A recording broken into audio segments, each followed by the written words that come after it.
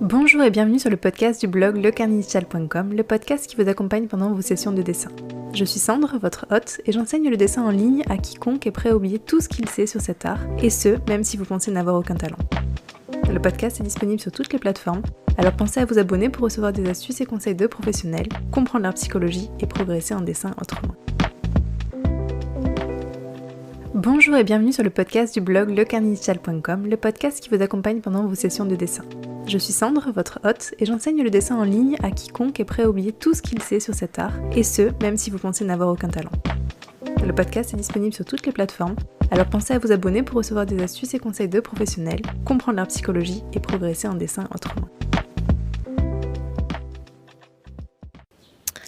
Waouh, ça fait un bail qu'on ne s'est pas parlé, dis donc. J'avais envie de vous partager un petit peu ces dernières pensées que j'ai pu avoir ces derniers jours. Depuis que j'ai découvert l'iPad mini, j'en ai parlé un petit peu avec vous sur Instagram et je vous ai partagé le fait que j'avais envie de me procurer cet iPad mini, sachant qu'il faut ne pas oublier que j'ai déjà un iPad que j'utilise souvent, autant pour le côté professionnel que pour le côté personnel et pour d'autres choses en dehors du dessin. Alors pourquoi est-ce que du coup j'aurais envie d'acheter un nouvel iPad mini ? Alors juste pour un petit peu me mettre dans le contexte, l'iPad mini est vraiment tout petit, il tient plutôt dans la main. Je pense qu'il a à peu près la hauteur de la taille de l'Apple Pencil. Et c'est ce qui fait un petit peu tout son intérêt en fait. J'ai vu en Apple mini un côté facilité d'utilisation pour pouvoir dessiner en extérieur. Alors je suis pas en train de vous faire un podcast sponsorisé par l'Apple mini, hein. Vous allez comprendre. Et le truc, c'est que, vous l'avez bien compris, j'en ai pas besoin de cet iPad mini. J'ai déjà un iPad que j'utilise correctement. L'iPad mini est même moins puissant, je pense, que mon iPad Pro. Il est évidemment plus petit, donc un peu moins confortable. Donc pourquoi est-ce que j'ai vraiment envie de me le procurer ? Le truc avec le fait qu'il soit vraiment tout petit, c'est que ça apporte une discrétion. Ça m'apporte le fait que je peux dessiner en extérieur sans que les gens me voient. Et en même temps, ça me permet de moins penser au regard des autres. Alors je suis pas quelqu'un qui est très complexé à l'idée de dessiner en extérieur. Je fais ça depuis que j'ai à peu près 16 ans, je pense. Notamment parce que j'étais en école d'art, donc je suis plutôt habituée à faire ça. Mais je pense qu'en fait, récemment, le fait que je veuille avoir un écran plus petit pour pouvoir dessiner en extérieur est tout simplement lié au fait que je pense que j'ai une baisse de confiance en mon dessin, en moi. Voilà, quelque chose qui est lié totalement à quelque chose que je ressens à l'intérieur de moi. Et c'est pour ça que je pensais que c'était intéressant de vous le partager sur ce podcast. Vous le savez, dans les podcasts du Carnet Digital, on parle un petit peu plus de l'aspect état d'esprit lié au dessin. Et donc j'ai commencé à partager ça avec vous sur Instagram. Et en fait, j'étais pas la seule à avoir ce type de comportement. Vous savez, le type de comportement où vous vous rendez compte que vous voulez acheter du nouveau matériel de dessin. Donc ça peut être souvent du traditionnel, des nouveaux crayons de couleur, une nouvelle boîte d'aquarelle, ce genre de... Et dans ce genre de cas, c'est intéressant de se poser la question de pourquoi. C'est un peu la méthode des 3 pourquoi. Donc pourquoi est-ce que je vais acheter un nouvel iPad mini ? Parce qu'il est plus discret. Et pourquoi je veux qu'il soit plus discret ? Parce que je veux pas que les gens voient que je suis en train de dessiner. Et pourquoi je veux pas que les gens voient que je suis en train de dessiner ? Parce que j'ai tout simplement pas vraiment confiance en mon dessin actuellement. Et c'est un comportement que j'ai un peu partout en fait, le fait d'acheter du nouveau matériel dès que je veux compenser un peu mes doutes et me donner le sentiment que je suis en train d'avancer ou que j'apprends de nouvelles choses. Ça peut être, comme j'ai dit, du matériel numérique, donc des tablettes graphiques ou des choses comme ça, mais ça peut être aussi du traditionnel. J'ai clairement envie d'acheter un nouveau carnet de croquis, hein. Je pense que je suis pas la seule à vouloir acheter 1000 carnets de croquis. Mais ça peut être aussi une nouvelle formation. Et c'est un peu le gros problème, j'ai envie de dire, avec Domestika et ce genre de sites, qui poussent clairement à la consommation avec des petites formations qui donnent clairement envie. Même moi, j'ai envie de rejoindre ce type de formation pour apprendre de tel ou tel artiste. Mais j'ai ce sentiment un peu de... Donc il y a un terme qui s'appelle FOMO, Fear of Missing Out. Ça veut dire en clair que vous avez l'impression de passer à côté d'une offre exceptionnelle et que tout le monde est en train de suivre ce truc-là et vous n'êtes pas en train de suivre, vous êtes un peu laissé derrière. Et ça appelle un sentiment qui est plus profond que ça, qui est le sentiment de rejet en fait, d'une communauté. Et j'avais un petit peu ce même sentiment-là avec les jeux Steam. Donc Steam, pour ceux qui ne sont pas du tout joueurs, c'est une plateforme qui permet de jouer à des jeux qu'on a juste besoin de télécharger, donc on les achète évidemment. Il y en a certains qui sont gratuits. Mais je repensais à ça quand j'ai commencé à jouer aux jeux vidéo quand j'étais plus petite. Je me souviens, j'achetais juste un jeu PS2 ou sur PC, et une fois que je terminais le jeu, je pouvais en racheter un autre. Et je me souviens que j'avais ce sentiment de préciosité, est-ce que ça se dit, de valeur, d'aspect très précieux de mon jeu, parce que je lui accordais toute mon attention et toute ma conscience. Et depuis l'arrivée de Steam, du coup, je dois avoir plus de 200 jeux peut-être sur la plateforme. Combien de jeux j'ai terminé dans le tas ? Peut-être 10 à tout casser. Et du coup, je pense que c'est assez intéressant d'avoir ces idées d'analyser son comportement et de comprendre pourquoi à tout prix je veux consommer, pourquoi je veux acheter ce truc-là.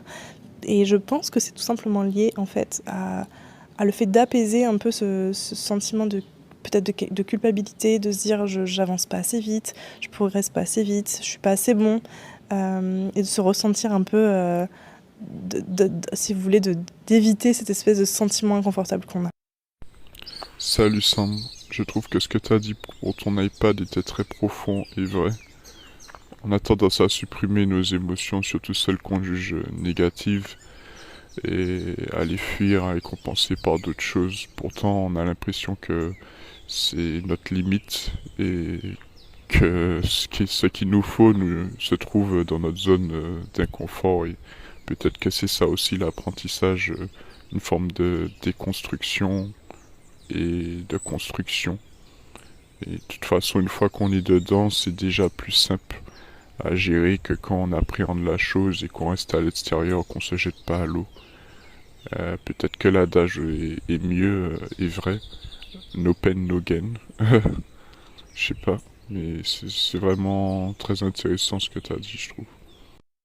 Mais alors quoi faire finalement ? Parce que je pense pas être la seule à vivre ce truc-là. D'ailleurs, n'hésitez surtout pas à me laisser des commentaires, que ce soit sur Instagram, que ce soit sur le blog directement, là où vous écoutez directement ce podcast. Ça serait intéressant pour moi de voir un petit peu comment vous vivez ce truc-là. J'espère que je suis pas la seule. Mais du coup, comment faire ? Déjà, je pense que la première étape, ça serait de reconnaître qu'on a cette espèce de comportement automatique qui n'est pas vraiment dicté par quelque chose qu'on a vraiment envie, mais qui a plus un sentiment d'évitement pour ne pas ressentir ce sentiment un peu inconfortable. Ça serait un peu se dire, quand je ressens genre tel sentiment, alors je fais ta. Donc dans mon cas, quand je doute de mes capacités en dessin, alors je veux acheter du matériel informatique. La deuxième étape, ça serait plutôt de mettre en place des vraies solutions. Se dire, ok, si je fais ça régulièrement, si je fais cette action régulièrement, alors il n'y a aucun doute que je vais ta. Par exemple, dans mon cas, si je me sens pas assez légitime, ou peut-être le fait que je ne me sente pas assez confortable avec mon dessin actuellement, qu'est-ce que je peux mettre en place en termes d'apprentissage du dessin réel ? Donc par exemple, ça pourrait être dessiner tous les jours, ça pourrait être faire une illustration dont je suis fière, ça pourrait être regarder la progression de mes dessins, donc regarder peut-être les 10 derniers dessins que j'ai faits et voir si j'ai progressé entre chacun de ces dessins. Quelque chose en tout cas qui va me faire sortir de ce sentiment d'inconfort, mais pas en évitant, si vous voulez, le sentiment d'inconfort, plus en essayant de le régler avec de vraies actions.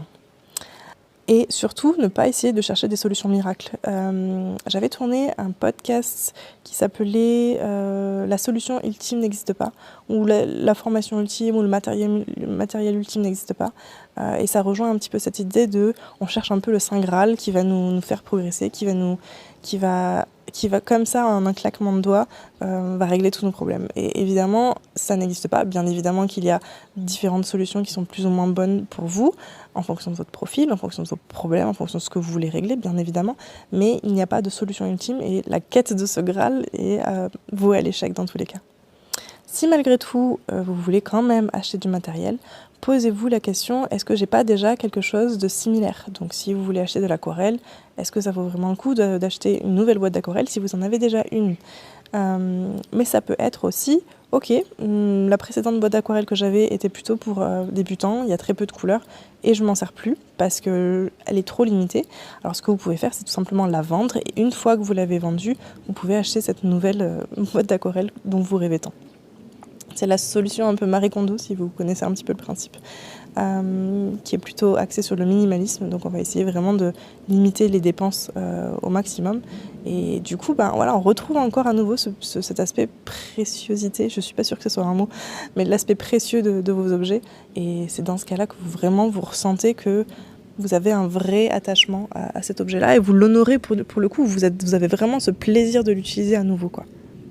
Et si c'est plutôt axé sur une formation, si vous voulez acheter une formation ou rejoindre une formation, alors c'est pas dans mon intérêt de vous dire ça, clairement, puisque moi-même je vends des formations de dessin, mais en même temps je veux pas vous faire acheter une formation à moi et que vous la regrettiez, et que vous la suiviez pas, et que vous passiez sur une nouvelle formation qui est même une autre formation à moi, parce que moi ce que je recherche c'est vraiment que vous ayez des résultats, je veux que vous progressiez, parce que à mon sens c'est la meilleure des publicités en fait, votre progression et ma publicité.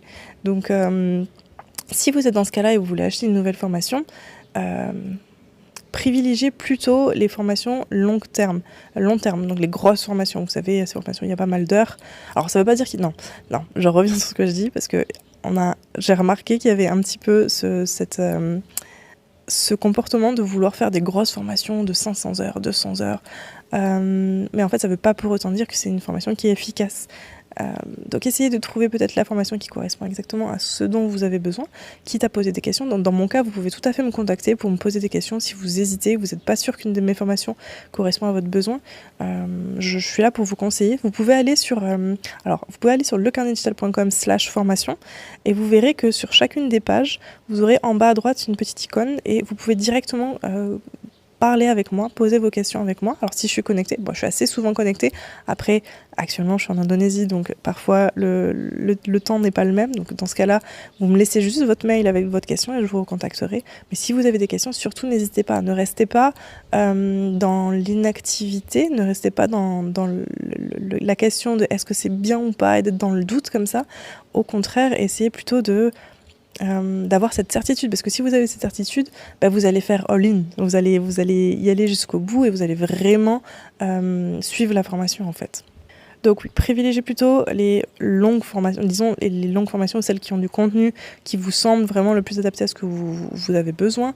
Dans la formation sur le dessin d'observation, par exemple, on est plus il y a de la théorique, de la pratique, il y a des exercices, il y a des podcasts pour les états d'esprit, un petit peu comme celui que vous êtes en train d'écouter en ce moment, mais qui sont axés un petit peu sur les exercices que vous allez travailler. Et vous avez aussi des corrections d'exercices. Donc on est vraiment sur un côté un peu plus accompagnement où vous pouvez pas vraiment vous laisser démotiver parce que vous avez tout le monde qui avance sans vous et vous voyez les corrections qui passent des autres élèves, donc vous avez justement cette espèce de FOMO. Mais le FOMO, donc le Fear of Missing Out, c'est ce que je vous ai expliqué tout à l'heure, mais ce FOMO-là, il est plus axé sur le résultat et sur le fait de dessiner et non pas sur le fait de consommer à nouveau. Pensez toujours à dessiner en priorité au fait de consommer. Alors je vous ai fait un peu ce podcast-là autant pour vous que pour moi parce que je vais pas l'acheter cet iPad mini, même si c'est vrai que j'en ai vraiment très envie. La promesse que m'apporte cet iPad mini est de dessiner en extérieur, mais en fait ça sous-entend que j'ai le désir de dessiner plus en extérieur, mais c'est que j'ai peur en fait. Et on revient encore à nouveau à cette histoire de désir versus peur. J'ai le désir de dessiner en extérieur, mais vu que j'ai peur, je ne vais pas le faire. Et du coup, je vous pose la question, est-ce que vous préférez avoir une vie qui est pleine, où vous suivez vos désirs, ou est-ce que vous voulez avoir une vie où vous suivez juste vos peurs et vous vous arrêtez parce que vous avez peur de ce qui va se passer. Donc j'ai décidé que ça sera mon mantra, ça sera ma ligne directrice cette année, d'essayer de suivre plutôt mes désirs et non pas mes peurs. Et donc mon désir actuellement est de dessiner en extérieur. Donc je vais dessiner en extérieur, mais pas avec un iPad mini, avec l'iPad que j'ai déjà et avec le matériel traditionnel que j'ai déjà. Et bien évidemment, je vous invite à faire de même, à suivre vos désirs plutôt que vos peurs. Merci d'avoir écouté ce podcast jusqu'au bout. Pour rappel, j'aide les artistes et artistes en devenir à reprendre confiance en eux et en leur dessin, le tout en les libérant de la pression et l'attente et la comparaison avec autrui. Je les aide à révéler leur véritable identité artistique en les gardant inspirés et motivés avec bienveillance. Pour cela, j'utilise une pédagogie claire et concise, accessible à tous et applicable tout de suite afin qu'ils se reconnectent au véritable plaisir de dessiner régulièrement qu'on a souvent tendance à perdre pendant l'enfance. Si c'est quelque chose qui vous intéresse et que vous voulez travailler avec moi, je vous rappelle que vous avez un lien dans la description.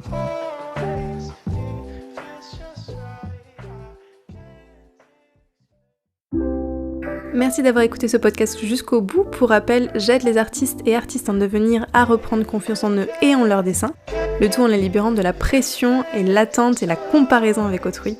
Je les aide à révéler leur véritable identité artistique en les gardant inspirés et motivés avec bienveillance. Pour cela, j'utilise une pédagogie claire et concise, accessible à tous et applicable tout de suite afin qu'ils se reconnectent au véritable plaisir de dessiner régulièrement qu'on a souvent tendance à perdre pendant l'enfance. Si c'est quelque chose qui vous intéresse et que vous voulez travailler avec moi, je vous rappelle que vous avez un lien dans la description.